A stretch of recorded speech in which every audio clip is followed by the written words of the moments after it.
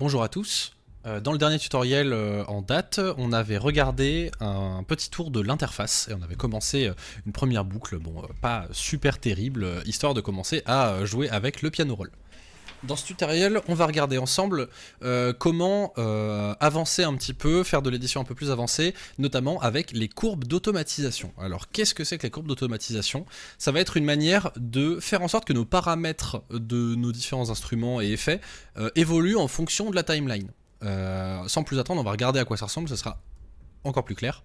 Déjà pour commencer, je suis parti je suis pas parti de ce qu'on avait. J'ai fait un petit projet très rapide où ici je suis venu chercher dans les packs. Vous avez directement disponible toutes sortes de boucles. Je suis allé chercher dans le 80 pack. On a des boucles absolument sympathiques que je suis allé chercher.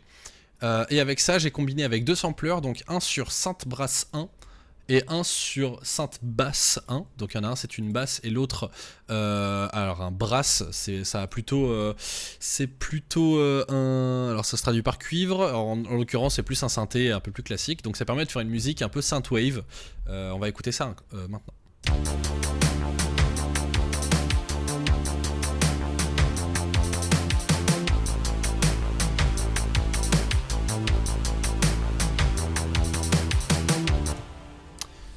Alors sur cette musique, alors déjà, si elle est très sympathique, et bah, je suis très content pour vous, si elle est sympa, voilà, elle est sympa. Excusez-moi. On va regarder comment on peut améliorer un peu cette musique avec les courbes d'automatisation. Alors, à quoi ça peut ressembler une courbe d'automatisation?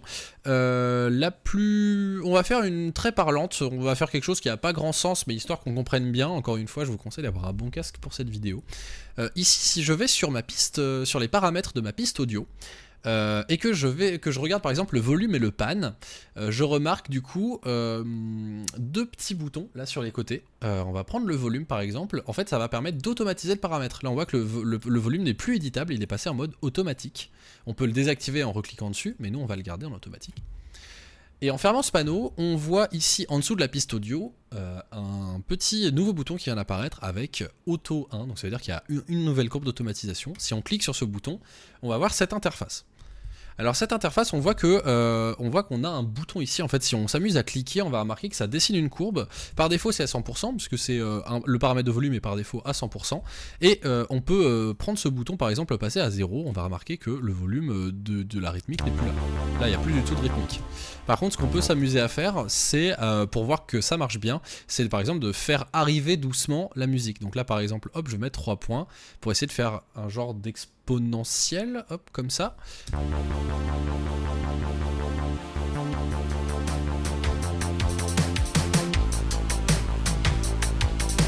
On voit que les drums sont arrivés progressivement. Si on veut faire une autrement plus parlante, parce qu'elle sera encore plus bizarre et donc ça va sauter aux yeux, on peut essayer sur le pan. Quand je clique pour automatiser le pan, on voit qu'ici j'ai des labels, donc là c'est droite et là c'est gauche. Donc là si je m'amuse à faire tourner de gauche à droite, par exemple je peux en faisant des zigzags un peu qui n'ont pas vraiment sens, mais histoire de voir que ça marche. Là, ça doit être un peu, c'est peut-être un peu subtil pour ceux qui écoutent par exemple sur téléphone à côté de leur ordinateur, mais du coup on a bien les drums qui se baladent de gauche à droite. Pour quelque chose d'un peu plus sexy avec le pan, ce qu'on peut par exemple s'amuser à faire, c'est ici sur l'arpeggio.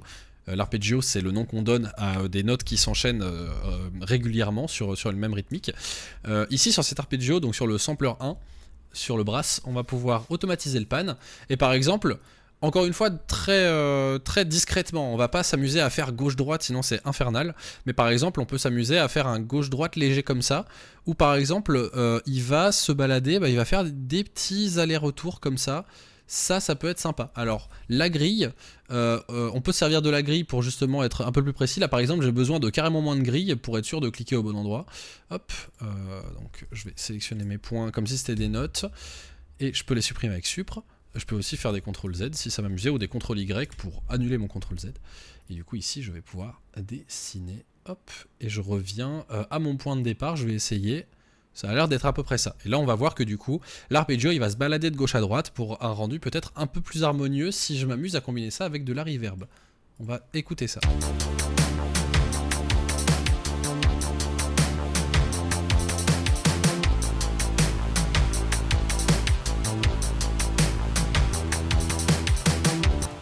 par exemple là je remarque qu'il descend un peu plus à gauche que quand il part vers la droite, donc si je m'amuse à refaire une sélection pour sélectionner tous mes points, là je vais sélectionner ceux-là, hop, faut faire attention avec la bordure, alors, encore la phase de test malheureusement, normalement ça sera corrigé d'ici là, hop, là j'ai tous mes points que je peux déplacer tous en même temps, donc là je vais un peu augmenter la partie vers la droite, histoire que ce soit bien symétrique, là je vais le grab comme ceci.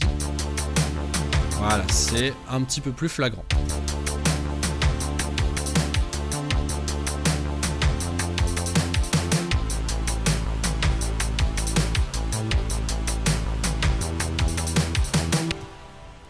Et voilà pour les courbes d'automatisation. Alors faut savoir que ça peut avoir plein d'utilités, si vous vous baladez sur d'autres tutoriels vous verrez qu'on l'utilise souvent, ou des effets qui sont équivalents.